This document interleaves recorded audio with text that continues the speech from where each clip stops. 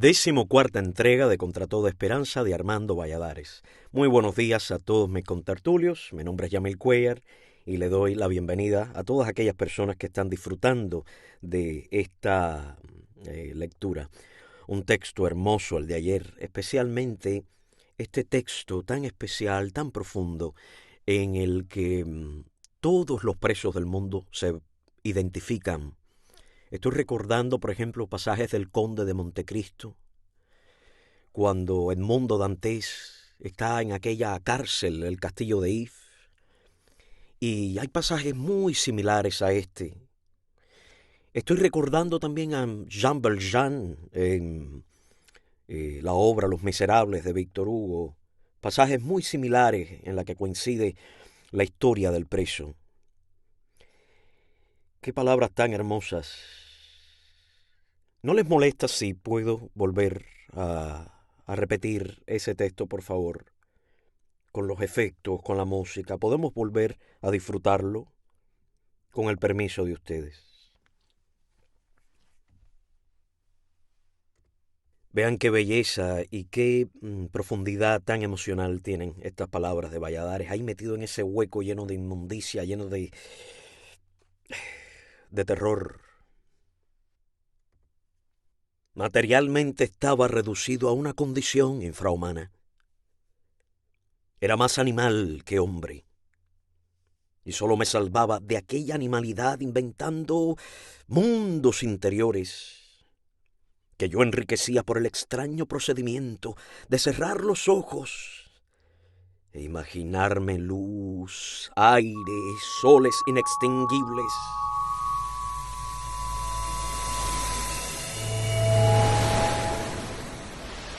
Horizontes a los que no podían ponerse alambradas.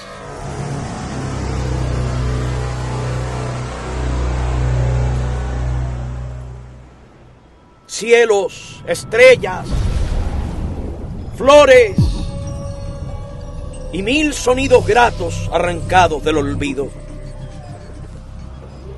Los pájaros, las olas al chocar contra las rocas, las ramas de los árboles.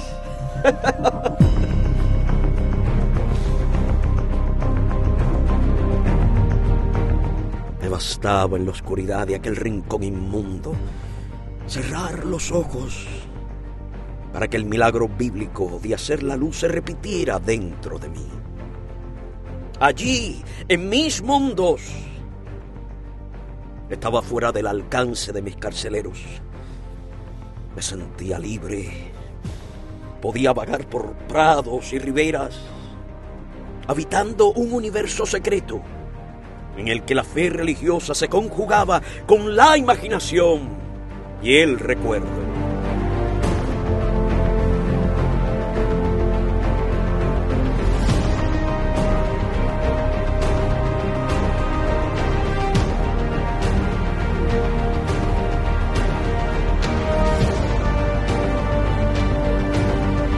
Armando Valladares, en su obra testimonial Contra Toda Esperanza.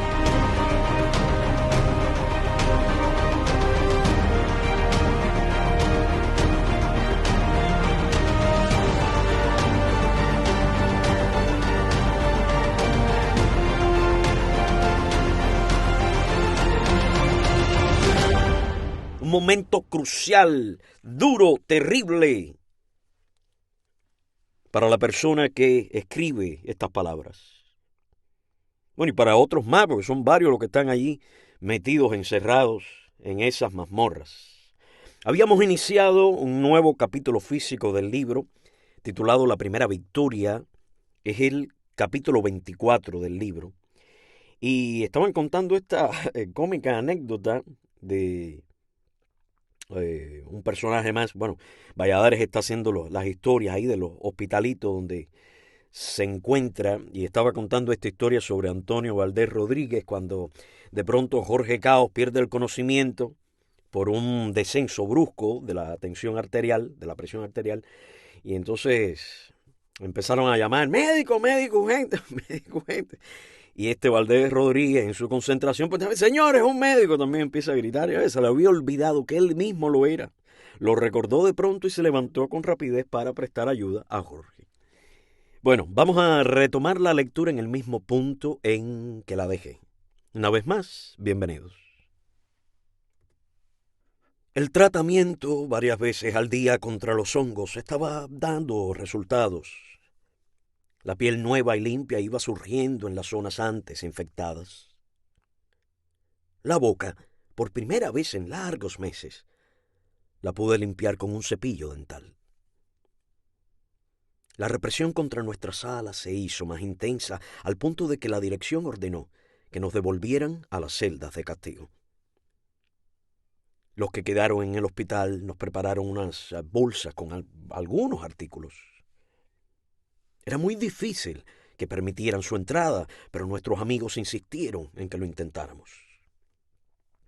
Llevé conmigo un poco de chocolate y leche en polvo, azúcar, un frasco de yodo salicítico para combatir los hongos, fósforos, una pequeña lata con luz brillante y una mecha, jabones y algunas otras cosas más. Iba dando tumbos, apoyándome en los burritos de madera que me ayudaban a caminar. Solo tenía que cruzar la calle para entrar a los pabellones de castigo. En aquellos días estaban repletos, y por esta circunstancia, para que no nos mezclaran con otros reclusos, fui metido en la misma celda con Boitel. El preso común que estaba al frente de aquel pasillo, en presencia del guardia, me arrebató la bolsa de yute con los artículos que llevaba, diciendo que no podía pasarla. La misma noche me la trajo de vuelta. De no haberse adelantado el militar, me la habría quitado. Una vez dentro, los sucesivos guardias interpretaban que había sido autorizada. Ya tarde, en la noche, nos dimos a la tarea de calentar el chocolate con el improvisado mechero. Fue una tarea titánica, de horas. Luego construimos un tren con hebras de la bolsa de yute. Este tren era un largo hilo con un objeto pesado atado a un extremo. Sacábamos la mano por entre los hierros, bajo la plancha, impulsábamos el objeto que arrastraba el hilo hasta la celda contigua, donde el otro preso la atrapaba, jalaba hilo y a su vez seguía tirándolo a las demás celdas. Así nos pasábamos cigarrillos, fósforos y aquella noche un pequeñito pomo plástico con un sorbo de chocolate caliente para cada uno. Era un verdadero acontecimiento. Boitel y yo conversábamos mucho, durante horas y horas.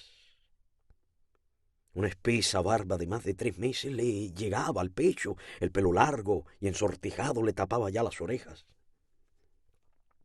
Solía acostarse tarde y levantarse a media mañana. Yo, todo lo contrario. Por esta razón, cuando el oficial del recuento pasaba, me encontraba siempre despierto. Dictaron una nueva orden disciplinaria. Todos los castigados tendrían que permanecer de pie dentro de las celdas mientras durara el recuento. Normalmente el militar que contaba se asomaba por las ranuras de la puerta y así veía al preso. No importaba que estuviera echado en el piso, dormido, de pie o sentado. El objetivo del conteo era comprobar la presencia física del recluso. Pero ahora la dirección quería extremar la disciplina. Antes el castigado era como un objeto, o como si no existiera. Lo tiraban a uno de aquellos calabozos y lo sacaban al cabo de varios meses. Barbudo, sucio. Ahora tenían nuevos planes para con él. La represión iba recrudeciéndose. A la mañana siguiente, cuando el oficial se detuvo en nuestra celda, Boitel dormía y yo estaba sentado con la espalda apoyada en la pared. ¡Levántese! Pero ninguno de los dos lo hicimos. El militar volvió a gritar, mas comprendiendo que era inútil, se marchó. Al otro día el teniente Pomponio a quien comunicaron que los que estaban en aquella celda no se ponían de pie, se apareció con otro guardia. Este introdujo el cañón de un fusil por la parte superior de la reja, apuntando hacia el techo y ¡pam! ¡Disparó! El estampido hizo que Boitel se despertara y se pusiera en pie de un salto. Cuando lo repitieron a la mañana siguiente estábamos los dos despiertos, pero nos hicimos los dormidos y el ruido del disparo no nos tomó de sorpresa. Volvieron a meterme en una celda solo. Los meses transcurrían lentos. El encierro iba embotando mis sentidos. Solíamos hablar a gritos, pero era un esfuerzo agotador. Pasaron por el pabellón decenas de presos castigados. Solo nosotros continuábamos allí, semana tras semana, mes tras mes. La inflamación de la pierna había cedido casi completamente y fue recobrando el color normal. No obstante, seguía sin poder apoyarla y tenía que auxiliarme de los burritos para caminar. La celda donde me encontraba, la número 9, estaba al final del pasillo. En la pared, un preso había dibujado a Cristo en la cruz, con mosquitos. El original artista había aplastado a estos insectos llenos de sangre contra la pared, donde aparecían pegados. Aquella cruz oscura y con tonos rojinegros tenía más de 1 metro de altura y me causó una impresión sobrecogedora cuando la vi. Únicamente Ulises tenía un compañero de celda, el marinero Santi Esteban, que llevaba meses castigado. Parecía que la profecía del teniente Tarrao de que pasaríamos años en aquellos calabozos iba a cumplirse. Decidimos entonces hacer una huelga de hambre, exigiendo que nos regresaran a las circulares. La represión por habernos fugado era ya intolerable. Fui designado delegado de huelga, es decir, yo sería el único que trataría con los militares. Los demás no intervendrían. Al oficial del recuento le comuniqué nuestra decisión, haciéndole saber que no íbamos a ingerir alimentos hasta que fuéramos sacados de ahí. Entonces desconocía absolutamente el comportamiento del cuerpo y de la mente en una huelga de hambre. Pensaba que con 5 o 6 días sin comer era posible morir. Tomábamos agua únicamente. No me movía y permanecía todo el tiempo echado en el suelo para ahorrar energías. Pasó el primer día, el segundo. Al tercero, el teniente Cruz, jefe de la policía política de Isla de Pinos, fue a visitarnos.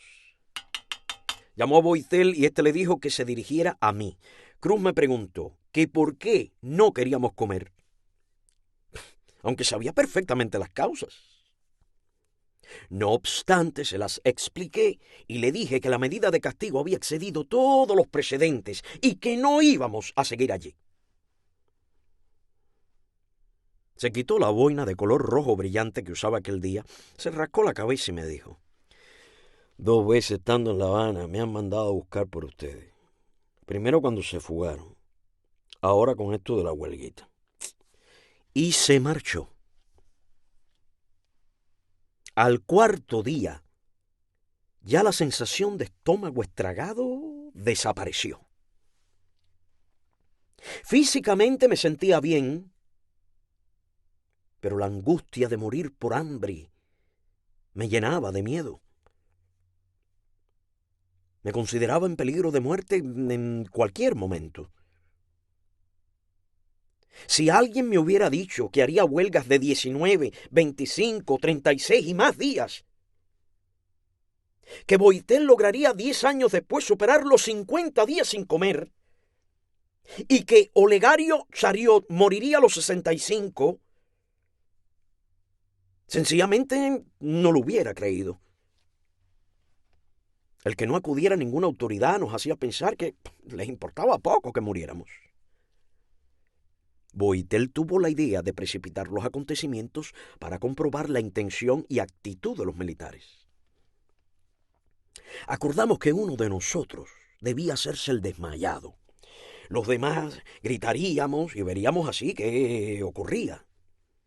Para darle más realismo, el desmayado debía golpearse al caer. Cómo autogolpearse podía resultar fallido o arriesgado si ideó que Ulises y Santi Esteban, que estaban juntos, echaran a suerte quién golpeaba a quién. Y le tocó a Santi Esteban darle a Ulises.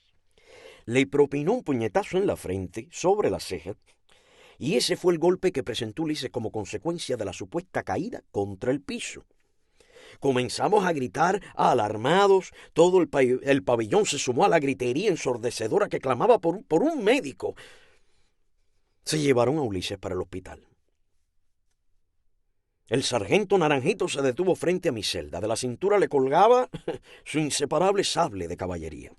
Valladares, la circular 4 se alzó. Dicen que los apoyan a ustedes y que mañana se declaran en huelga. ¡Ay, la circular 2 también! Aquella información que nos daba Naranjito nos llenó de optimismo. Hablaba con ligero acento nasal. Había discutido conmigo días atrás acerca de la huelga y llegó a confesarme que él consideraba excesivo el tiempo que nos habían tenido allí. Hasta aquel abusador y torturador de Naranjito admitía que era excesivo el castigo que nos estaban imponiendo. Una hora más tarde trajeron al enfermero de la circular, López de León, para que nos viera. La dirección había cedido ante la presión de nuestros compañeros de las circulares, que exigían les dijeran nuestro estado de salud, pero no por boca de un militar, sino de otro preso. Era la primera vez que aquello sucedía. López de León recorrió nuestras celdas. Fue él quien nos dijo que la dirección había comunicado a la circular que al día siguiente nos sacarían del pabellón de castigo. El triunfo sencillo de aquella primera huelga inspiró a Boitel la idea de organizar una general en la que participaron todos los presos políticos de Isla de Pinos, que eran cerca de 6.000 en aquella época. Y acordamos trabajar en ese objetivo.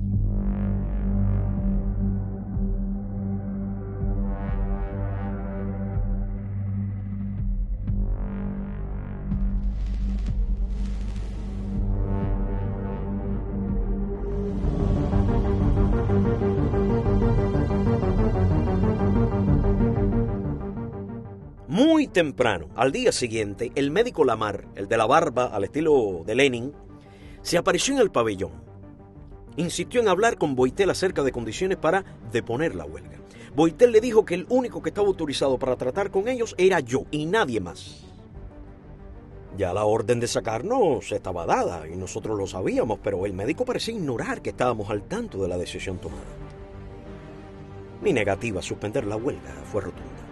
Le dije que solamente depondríamos nuestra actitud fuera de allí. Le informé, además, que Boitel estaba en muy malas condiciones físicas y necesitaba asistencia médica de inmediato. A las pocas horas se lo llevaron también al hospital. Cuando el militar, que fue a buscarnos, me alargó una muda de ropa y me dijo que iba para la circular, experimenté una de las más grandes alegrías de mi vida. Salir de allí era como salir del mismísimo infierno. Para que nunca más volviéramos a planear una fuga juntos, fuimos dispersados por las 4 circulares, uno en cada una. Ulises en la 3, Brito en la 2, Boitel en la 1 y yo en la 4, de la que habíamos escapado. Apoyado en los 2 burritos de madera, eché un último vistazo al pasillo, a las celdas del pabellón de castigo. Allí había sufrido, pero me llevaba una noción más ajustada de mi capacidad de resistencia y un descubrimiento singular. El dolor también puede ser instrumento de lucha. El dolor también puede ser instrumento de lucha.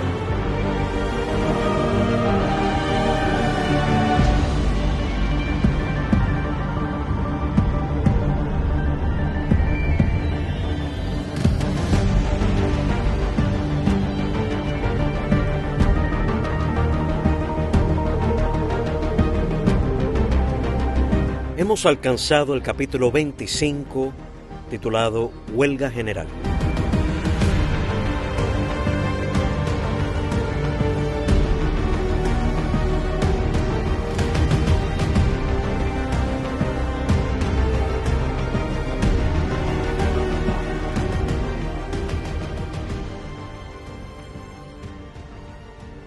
Me sentí ligeramente mareado al llegar a la carreterita.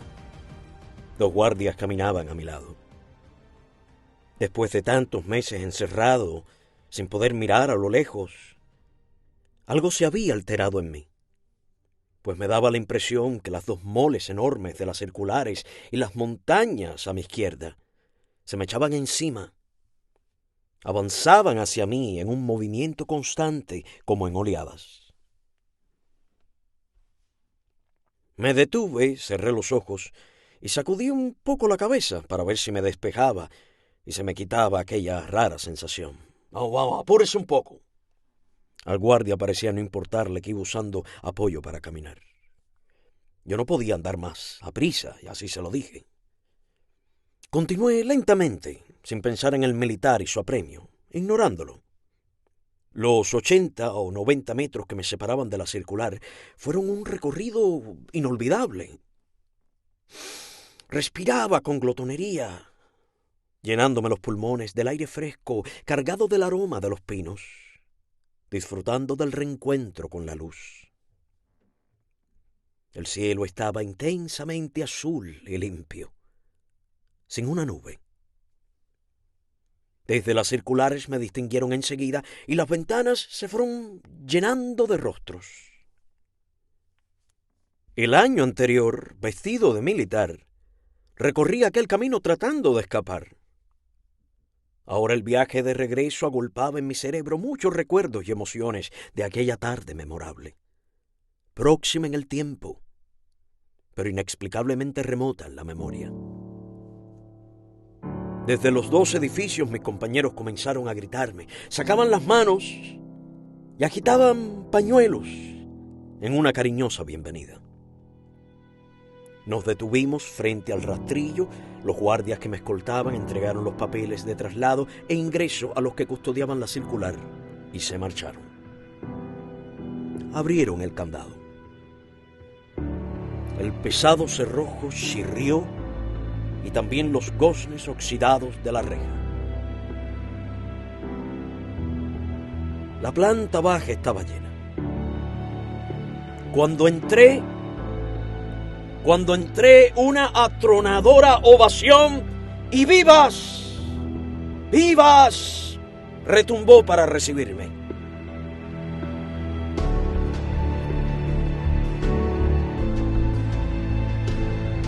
Una atronadora ovación.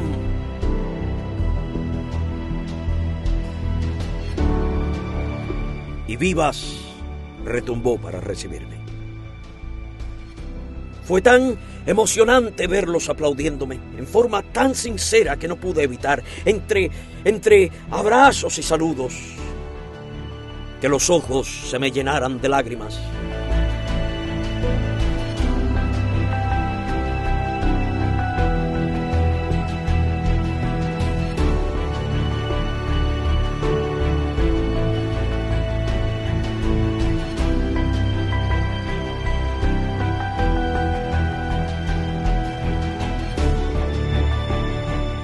Hablé tanto que me quedé afónico.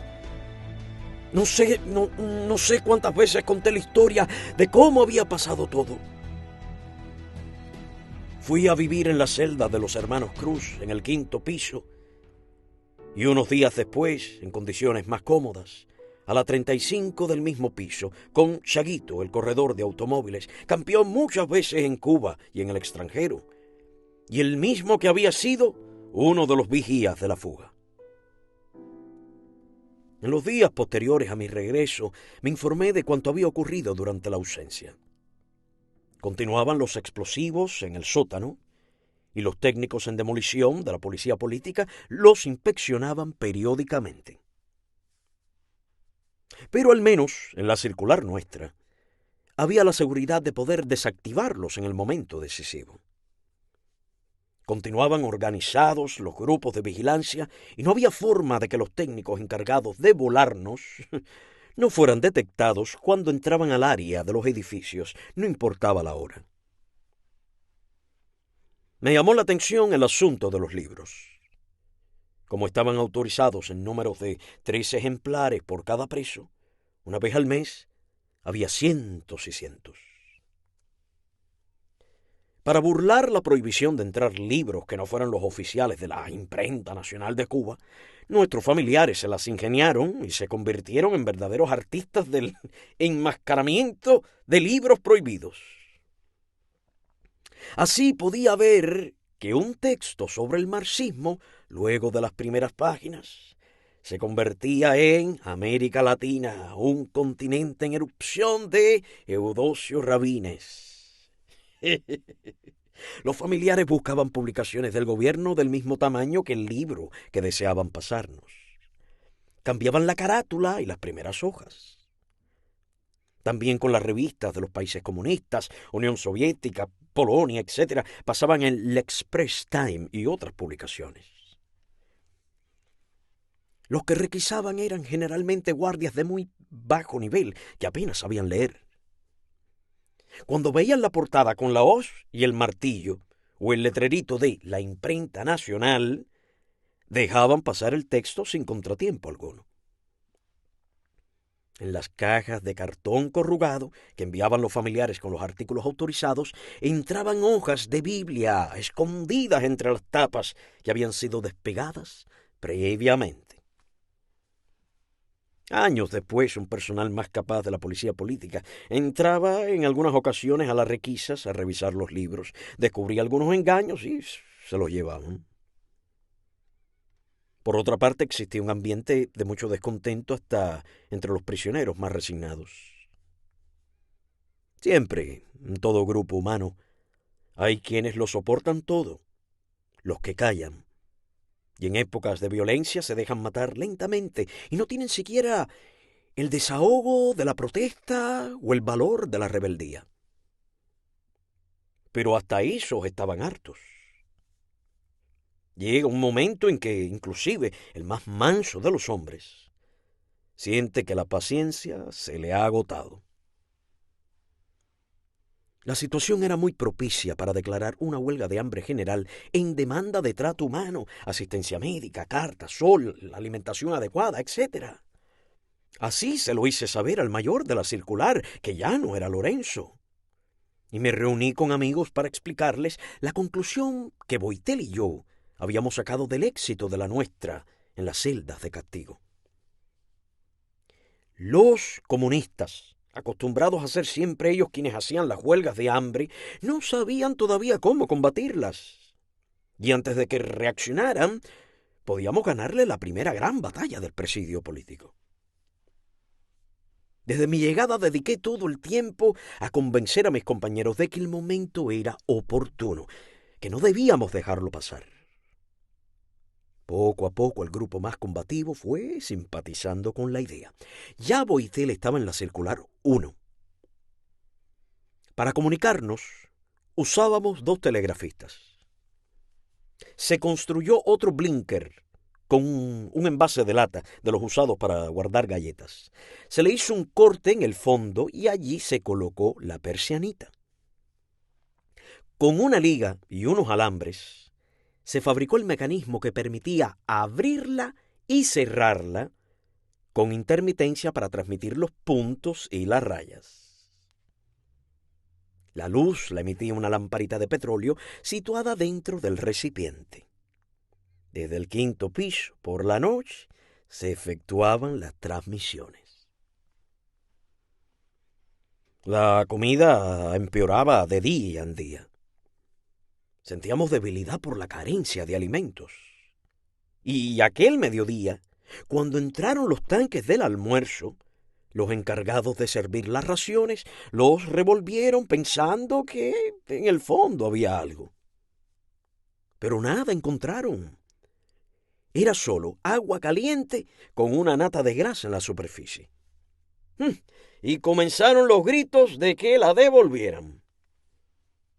Los ánimos estaban dispuestos y estalló la huelga, pero con un elemento de violencia, porque hubo quienes desde las ventanas que daban al rastrillo gritaban y descargaban toda la hostilidad contenida durante meses. De los gritos pasaron a la acción y lanzaron un frasco de cristal contra el techo del rastrillo. Uno de los guardias levantó la metralleta y disparó. La ráfaga se fragmentó en los barrotes de la ventana y uno de los hermanos Rivero fue herido en el cuello y otros 2 presos en el pecho. Por suerte a Sedal. Pero sonar los tiros y empezar los presos a lanzar botellas contra la reja fue la misma cosa. Otras ráfagas disparadas al patio siguieron a la primera. No obstante, pedazos de trapo encendidos y envueltos en cualquier objeto pesado, tirados desde todos los pisos, ardían ya en la planta baja, bloqueando la entrada. Fue entonces que el enfermero López León tomó un galón de alcohol del botiquín y desde el segundo piso lo proyectó contra una de aquellas hogueras. La explosión que se produjo originó una llamarada que llegó hasta el primer piso. Los guardias se alarmaron, prácticamente se aterrorizaron, porque recordaron que a escasos metros de aquel fuego estaba el TNT, y echaron a correr, abandonando la posta y gritando que estábamos locos. A los 5 minutos toda la planta mayor del presidio estaba frente a la circular. Limpiamos la entrada y se bajaron a los heridos para sacarlos rumbo al hospital. Se les comunicó a los oficiales que nos declarábamos en huelga de hambre y que más adelante les informaríamos por escrito. En ese momento, una de las circulares tenía visita y todos los familiares y los presos se encontraban dentro del comedor, por lo que escucharon los disparos y la gritería. Subí con toda la rapidez que me lo permitía la pierna, pues seguí usando los burritos, hasta el 5º piso, a mi celda. Allí, con René, Chaguito y otros, buscamos y cosimos con rapidez 4 sábanas. Todavía faltaban unas horas para que terminara la visita. Con una mezcla de mercurio cromo, rojo acetil y agua con tinta de lápices, pinté un letrero en las telas. Estamos en huelga de hambre. Lo colocamos con cuerdas por fuera de las ventanas del 5º piso. Cuando los familiares comenzaron a salir, lo vieron y por ello se conoció la noticia en Cuba al día siguiente. La circular 1 se sumó a la huelga, la circular 2 también, y de la 3 solo una parte. Pues un grupo de prisioneros que estaba allí desde 1959 no quisieron unirse al movimiento. Al otro día llevaron los tanques con un almuerzo que parecía apetitoso. Como no lo aceptamos, lo dejaron a la entrada de la circular. Los barriles contenían arroz y se les veía encima carne y pimientos en abundancia. Pretendían, con una comida como aquella, nunca antes vista en el presidio, debilitar nuestra decisión y romper así la huelga. No la aceptó ninguna circular, salvo la 3, donde Alberto Müller y un reducido grupo apoyaba la huelga y no comían. Los comisarios políticos estaban enervando a los guardias contra nosotros. Lo supimos por uno de ellos, que se lo contó al reguero. Entonces, para neutralizar aquella campaña, pinté otra sábana, esta vez dirigida a los guardias y que decía: soldado miliciano, no tenemos nada contra ti, pedimos trato humano. Esta tela fue sacada por el lado que daba al cuartel para que fuera vista por los guardias. La dirección del penal llamó a los mayores de las circulares para una entrevista con Tarrau y otros funcionarios.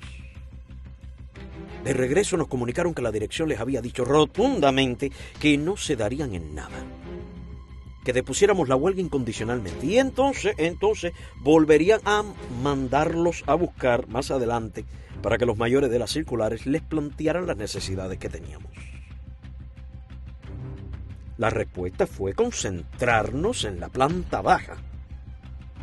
Descendimos con colchas, sábanas y catres, y a los que se encontraban mal de salud, enfermos crónicos y ancianos, los situamos delante. Pinté otra tela dirigida a la dirección y a la circular 1. Nuestra respuesta fue: hombres dispuestos a morir.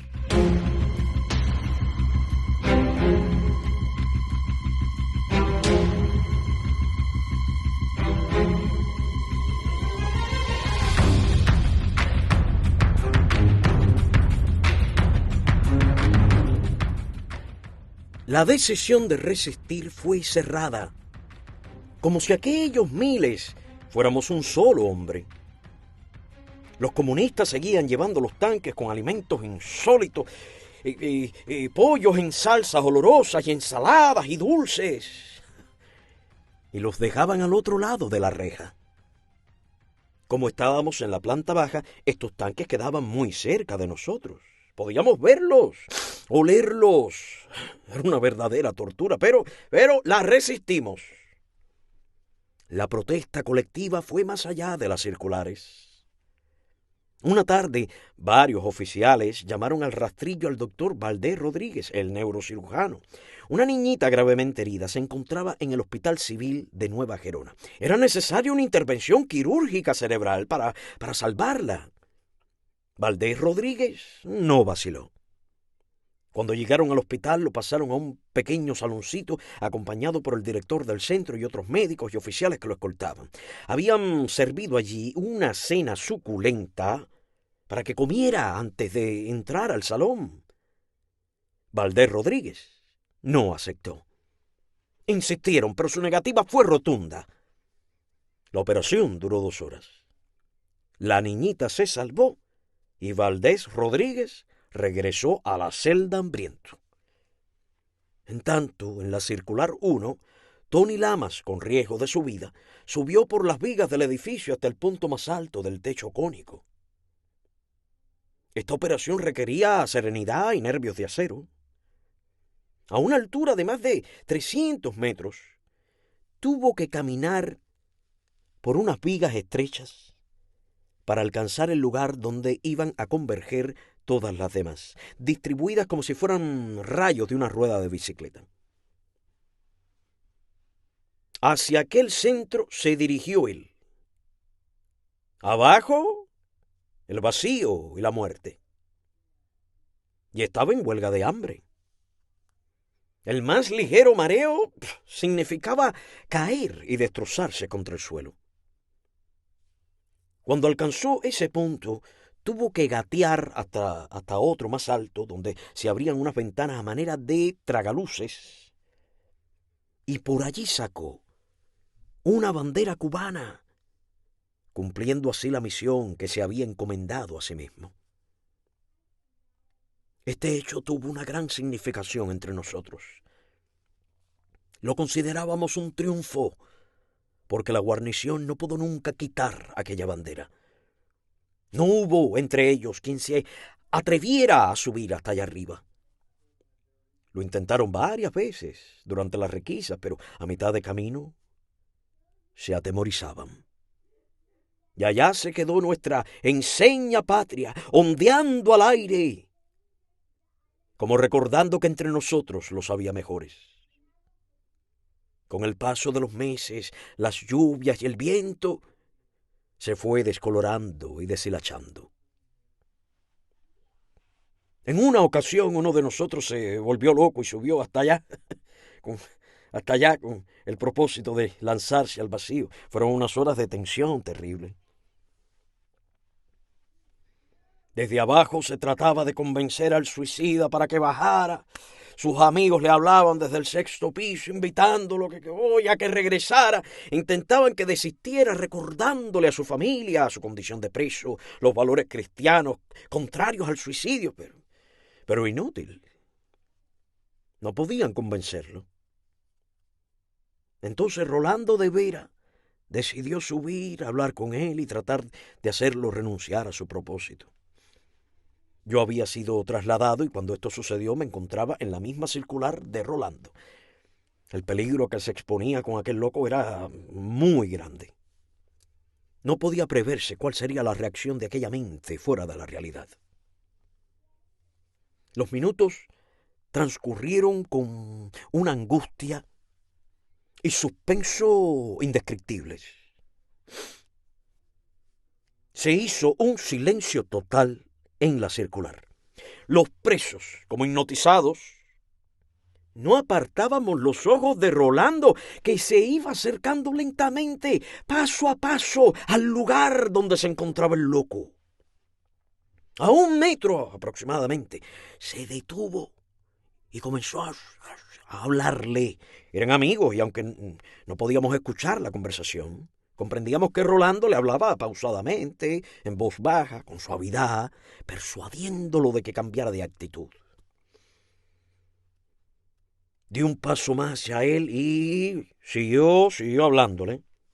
Otro paso y otro, y ya estaba ahí a su lado. Hubiera bastado un leve empujón del loco para que Rolando se precipitara al vacío. Éramos muchos los que rezábamos a Dios, pidiéndole proteger a los dos. Y el milagro se realizó. Rolando lo convenció de que bajara. La huelga continuaba, la falta de preparación mental afectaba tanto como la de los alimentos mismos. Los 15 o 20 sueros de que disponía el botiquín se los pusieron a los más viejos y débiles y a varios que estaban vomitando, deshidratándose porque no resistían el agua en el estómago. La impresión que ofrecíamos debió ser muy alarmante, porque no teníamos de dónde colgar los frascos de los sueros. Se empataron varias cuerdas de las usadas para jalar los cubos de agua desde los pisos y se tendió de un lado al otro de la planta baja sobre los primeros catres y de ella se colgaron los recipientes. Al día siguiente de haber dicho que no cederían, la dirección mandó a buscar nuevamente a los mayores.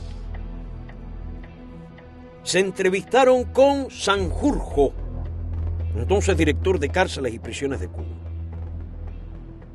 Llegado desde La Habana con urgencia, Sanjurjo escuchó las explicaciones sobre la medida adoptada por nosotros. No obstante, trató de negociar con promesas solamente. La actitud firme de nuestros representantes le hizo comprender que no transigiríamos y así tuvieron que ser ellos los que cedieron. ¡Ja, ja, ja! ¡Ganamos la huelga! ¡Ganamos la huelga!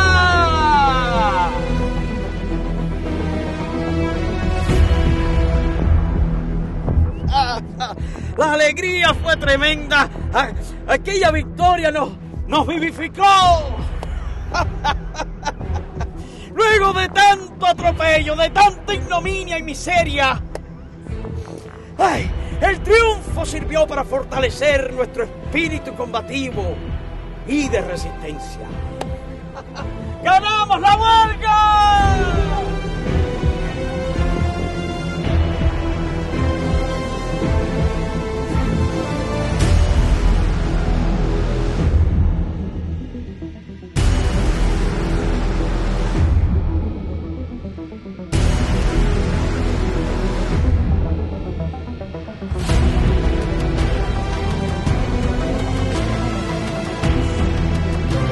¡Tremendo! ¡Oh, ¡qué felicidad! Episodios memorables del presidio político en Cuba bajo el régimen de Castro. Oiga, ¿qué historia es esta? ¡Qué historias, Dios mío! Impresionante, impresionante. Solo aquí, en Contra Toda Esperanza, testimonio de Armando Valladares, uno de los supervivientes de estas mazmorras infernales. Amigos y amigas, muchísimas gracias. Espero que estén disfrutando este relato. Mañana retomo la lectura en este mismo punto porque no hemos acabado aún el capítulo físico que nos ha tocado hoy. Así que nada, hasta mañana. Fuerte abrazo para todos mis contertulios y pasen todos un feliz, hermoso día, aunque sea de noche.